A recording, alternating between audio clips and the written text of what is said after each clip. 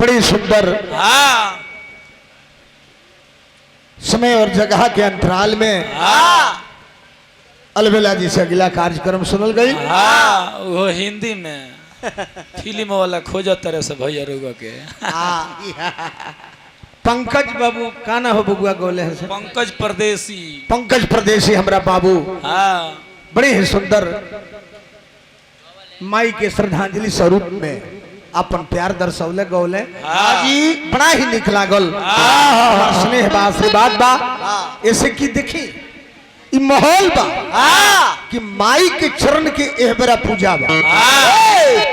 अब माई के कोनो भी गीत हुई ओकरा अच्छा लागे के ऐसे कि आज यह माता के ही आशीर्वाद है धरती पर बा।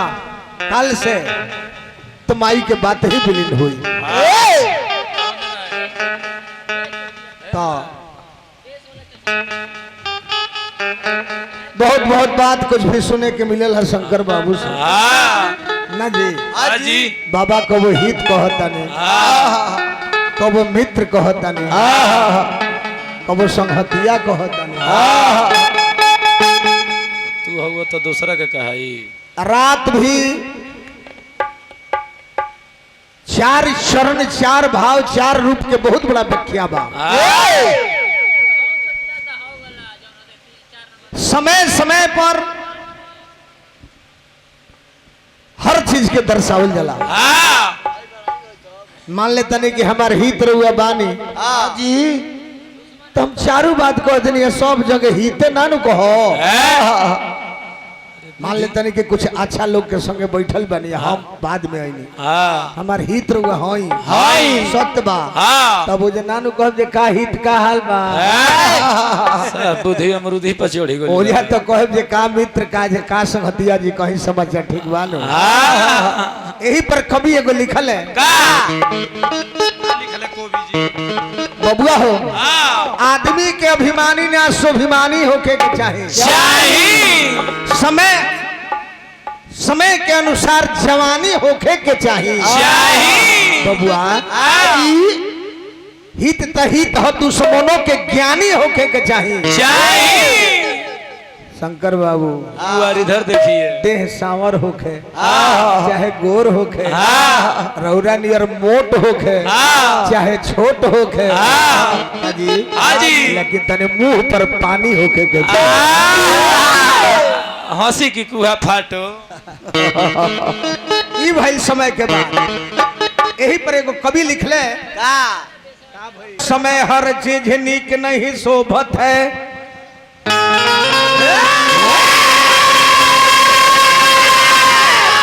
जोन ही आकाश शोभे अंधियारी रात में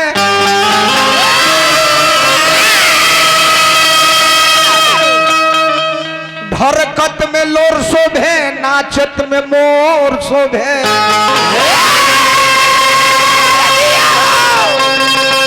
जेवर वो चीर शोभे सुंदरी के गात में।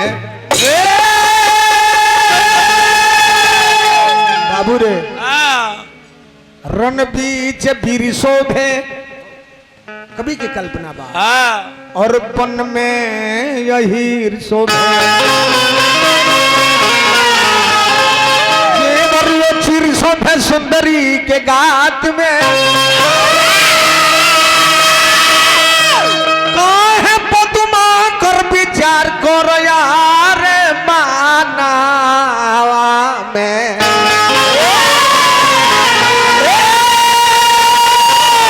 कोहबर में नार शोभे पहली मुलाकात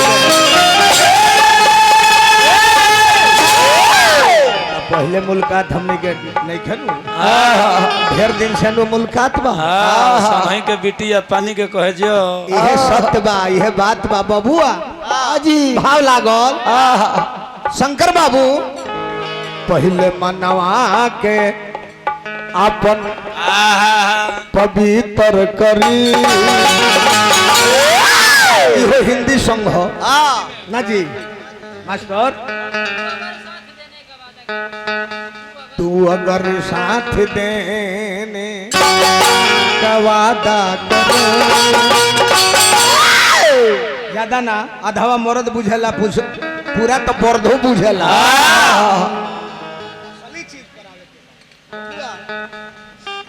माई के गीत हम सुनाए लेकिन माई के जगह पहुंचा के जो प्रसंग चलता 10 मिनट हम हो गए। बबुआ आओ तो मास्टर तनी आओ तारा रिदम एथी से लो म्यूजिक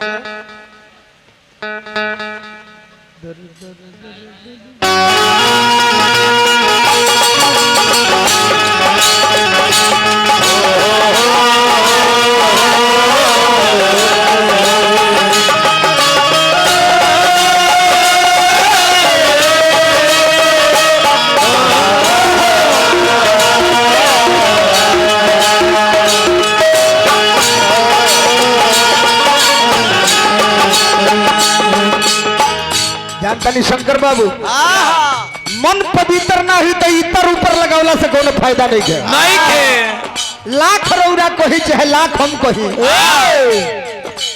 सच्चाई इहे बा कि ऊपर के चाम धोला से फायदा नहीं के भीतर के चाम और राम से विलाप कर बुझनी मन के भीतर के पहले मन के भीतर के पहले पवित्र करो तब इतर लगावाला में बा फायदा।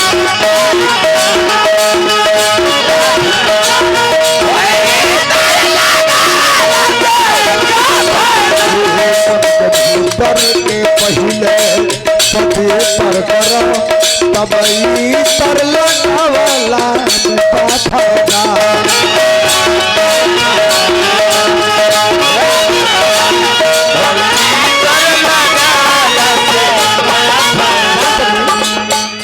ऊपर ऊपर साफ बा भीतर गंदा भरल बा तो ओह मालिक के दरबार में और गुजारा ना होई।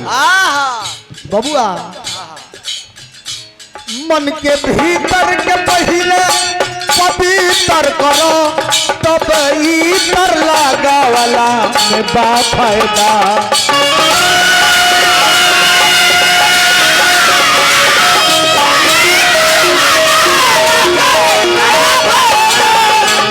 बाबू तन मैल भइल तो तन मैल भइल त का भइल तन मैल भइल तो अरे का हो गई मैल अंदर के धोवाला में बा फायदा।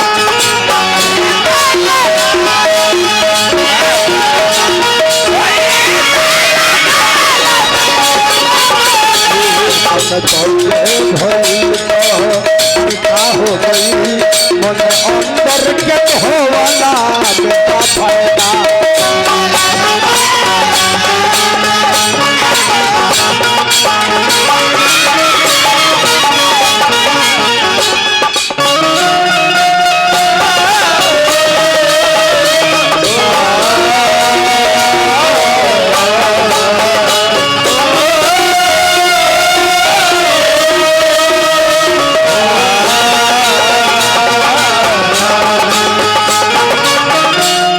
राजू यादव जी आदरणीय वार्ड नंबर 4 के सौजन्य से हजारों हजार पुरस्कार बाबू के डिलीवरी हमरा पद प्रतिष्ठा आशीर्वाद शुभकामना बाबा महेंद्रनाथ से प्राप्त।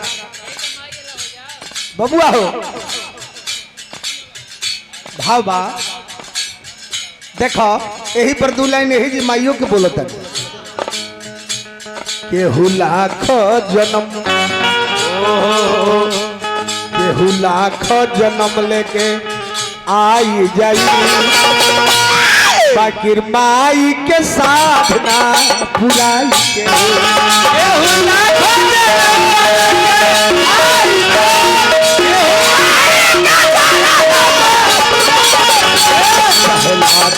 जन्म लेके आई केहू बाकिर माई के साधना पुराई के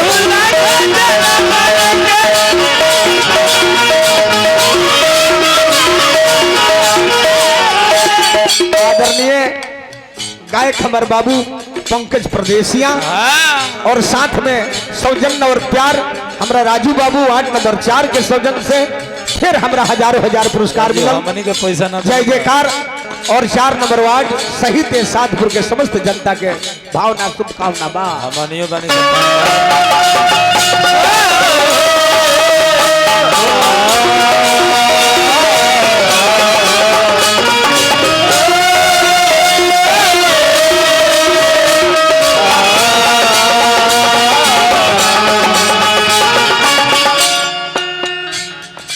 बाबू माई ममता के साचो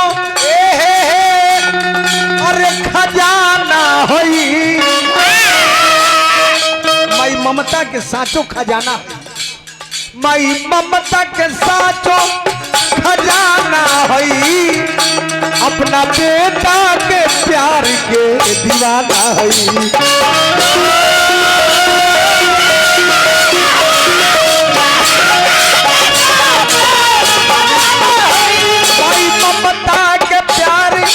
खजाना हई।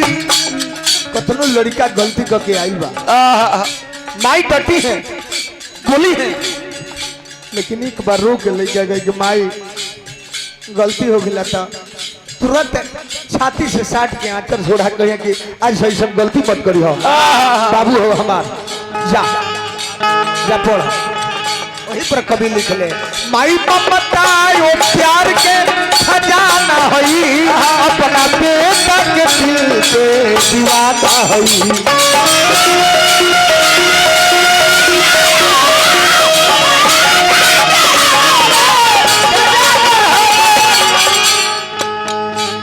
केहू लाखों करोड़ों अरबों खरबों रुपया कमा ले, लेकिन माई के साथ रुआ में की पूरा तरफ माई के दूध के कर्जा चुकाने की सकत ना। केहू लाखों करोड़ों, केहू लाखों करोड़ों कमाई यहाँ, केहू लाखों करोड़ों कमाई यहाँ, केहू लाखों करोड़ों कमाई यहाँ। बाकिर माई के साथ ना पुराई।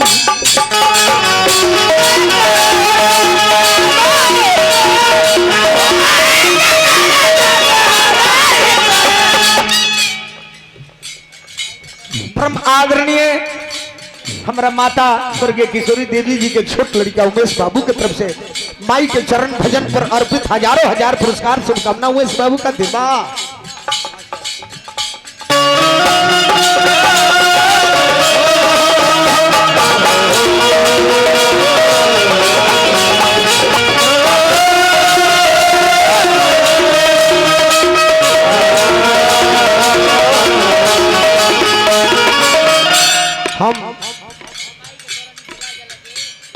हम विशेष स्नेह आदरणीय अपना मुखिया जी से कि हम आशीर्वाद देवे के चाहत नहीं, अपना हाथ से रुआ के माला अर्पण करते और तीनों भाई एक साथ है और मेहमान सब भी आ जाता, सब कोई के आशीर्वाद काहे से कि ब्राह्मण के लगे कुछ बा ना, आशीर्वाद ही बा। और ब्राह्मण के सेवा अगर केहू कोई धरती पर इतिहास साक्षी बताऊ जादवे परिवार करे।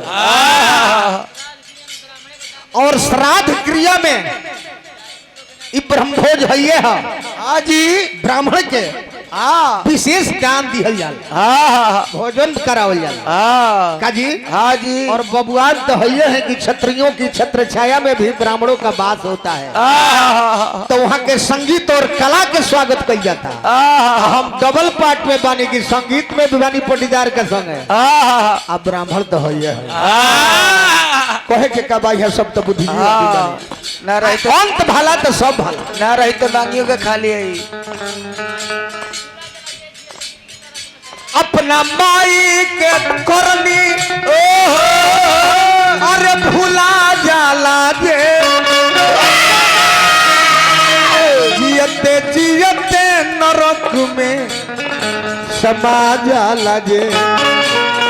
कवि के भावा शास्त्र के बात कि अपना माई के प्यार के भुला जाला जे, जियते जियते नरक में समा जाला जे।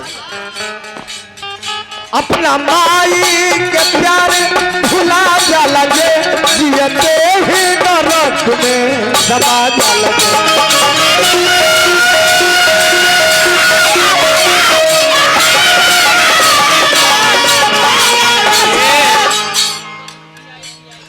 केहू कतनो खियाई अरे पियाई केहू केहू कतनो माई के सेवा करी प्यार मिली आशीर्वाद मिली लेकिन माई के कर्जा नहीं खे वसूल हो सकता। परम आदरणीय हमारा बाबू नगेंद्र राय जी पूज्य मामी जी के चरण में अर्पित हजारों हजार पुरस्कार। भगवान से प्रार्थना करब है आत्मा खातिर कि माई लक्ष्मण झूला पर स्वर्ग में झूले पूरा परिवार हित कुटुंब संगे साथी में शुभकामना और मंगल होत रहो। अपना माई के करनी भुला जाला जे नरक में समा जाला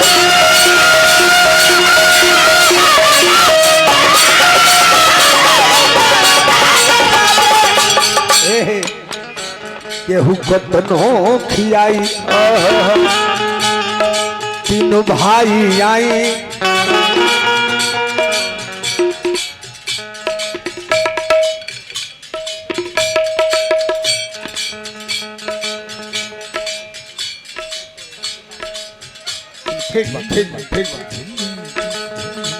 केहू कतनो खियाई केहू कतनो खियाई पियाई केहू बाकिर माई के कर जाना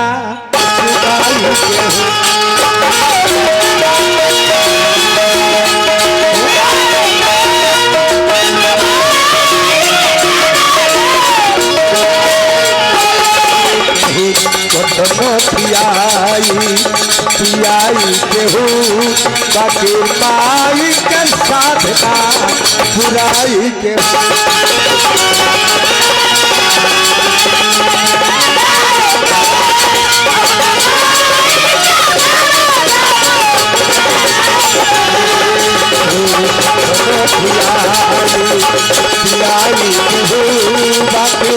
माई के साधना बुराई